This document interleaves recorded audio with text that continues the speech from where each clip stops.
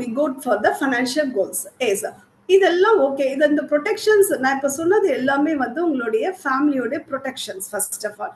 Now go for the wealth creations. Okay, money management சொல்றாங்களே, நான் என்னெல்லாம் பண்ணணும் அப்படின்னா, இப்போ இந்த wealth creation we focused on என்ன மாதிரியான இந்த வேர்ல்டுல என்ன மாதிரி அசெட்ஸ் நம்ம வச்சிருந்தோம்னாக்கா வெல்த் கிரியேட் ஆகும். இதுதான் நமக்கு. இதோடைய சம் கிரைட்டீரியா பாயிண்ட்ஸ் நான் சொல்றேன். ஃபார் எக்ஸாம்பிள், நம்மளுடைய அசெட்ஸ் நீங்க எதை வேணாலும் திங்க் பண்ணிக்கலாமே. கோல்டு இஸ் இன்வெஸ்ட்மெண்ட்டை நம்ம எடுத்துக்கிறோம், எஃப்டிஸ் வச்சுக்கிறாங்க, அண்ட் இன்சூரன்ஸ்ல இருக்கு, வேற ரியல் எஸ்டேட், ஸோ வேற என்ன எஸ்ஜிபி கோல்டு பாண்ட்ஸ், இதெல்லாம் வந்து நம்ம காமனா திங்க் பண்ற ஒரு இது. இப்ப இதுல என்ன கிரைட்டீரியா பார்க்கணும்னா, நீங்க வச்சிருக்க any investments that give flexibility அப்படின்னா நீங்க எப்ப வேணாலும் அதை வந்து டிக்ரீஸ் பண்ணிக்கலாம், ஒரு இன்க்ரீஸ் பண்ணிக்கிற மாதிரியான இந்த இன்வெஸ்ட்மெண்ட்ஸ் இருக்கணும். செகண்ட் வந்து அஃபோர்டபிலிட்டி. தேர்ட் வந்து உங்களுக்கு இன்ஃபிளேஷன் அட்ஜஸ்டட் ரிட்டர்ன்ஸ். இன்னைக்கு இந்தியால இன்ஃபிளேஷனோட ரேட்ஸ் பார்த்தீங்கன்னா 6-7% இஸ் த இன்ஃபிளேஷன் ரிட்டர்ன்ஸ். அப்போ அந்த இன்ஃபிளேஷனை பீட் பண்ண ரிட்டர்ன்ஸ் தான் நான் வச்சிருக்கேனா அப்படின்னு நம்ம பார்க்கணும். நிறைய பேருக்கு அந்த இன்ஃபிளேஷனே தெரியாம தட் இஸ் நம்மளுக்கான ஒரு இன்விசிபிள் டெவில் அப்படின்னு சொல்லலாம். இன்ஃபிளேஷன் இன்னைக்கு நான் எஜுகேஷனும் அடுத்த 10 இயர்ஸ்ல ஆன எஜுகேஷனும் there is a huge difference of the நம்ம என்ன காலேஜுக்கு பே பண்ண போறோம் அப்படின்றது. ஸோ அந்த இன்ஃபிளேஷன் அட்ஜஸ்டட். செகண்ட் வந்து அஃபோர்டபிலிட்டி.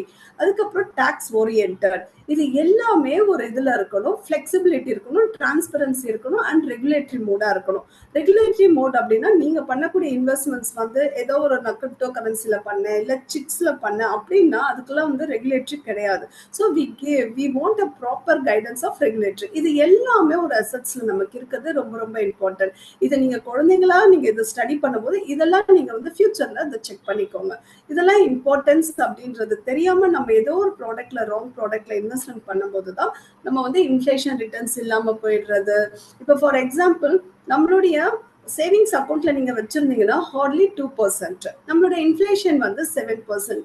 ஈவன் அது நெகட்டிவ் ரிட்டர்ன்ஸ் தான் கொடுக்குதுன்றதே நமக்கு தெரியாம போயிடுது. அதே போல கோல்டு நிறைய பேர் யோசிப்பாங்க. நார்மலி விமன்ஸ் வந்து கோல்டு ப்ரிஃபர் பண்ணுவாங்க. கோல்டுடைய ரிட்டர்ன்ஸ் வந்து பாத்தீங்கன்னா 8%. அகெயின் நம்மளோட இன்ஃபிளேஷன் 7%, ஜஸ்ட் 1% தான் நம்மளோட ரிட்டர்ன்ஸை வந்து அது மீட் அவுட் பண்ணது.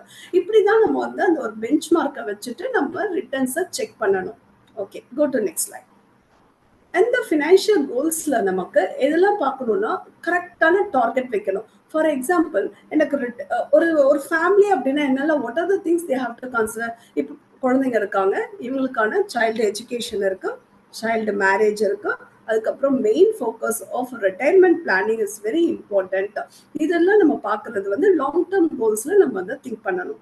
ஷார்ட் டேர்ம் கோல்ஸ் அப்படின்னா நம்ம எதை திங்க் பண்ணலாம்னா, லைக் நமக்கு ஒரு கார் லோன் எடுக்கிறோம், இல்ல சின்ன சின்ன டிராவல்ஸ் பண்ணணும். Your focus this as segregate as a short term goals. So you have to prepare as a short term goal and long term goals. Some houses husband and wife 2 பேருமே work பண்ணுவாங்க. இவங்க என்ன பண்ணணும் அப்படின்னா, தன்னுடைய accounts வந்து 2 பேருடைய ஃபேமிலிக்கு ஸ்பெண்டிங் அக்கௌண்ட் சொல்லிட்டு தே have to separate one account. நிறைய பேர் வந்து தே ஹாவ் இண்டிவிஜுவல் அக்கௌண்ட்ஸ்ல இருந்து தான் ஸ்பெண்ட் பண்ணிட்டே இருப்பாங்க. Most of the families made some same kind of mistakes. But நம்ம என்ன பண்ணணும் அப்படின்னா, 2 பேரும் இன்கம் இருக்குன்னா அது ஒரு வீட்டுடைய எக்ஸ்பென்சஸ்க்கான ஒரு இன்கமா வச்சிருக்கணும் ஃபர்ஸ்ட்.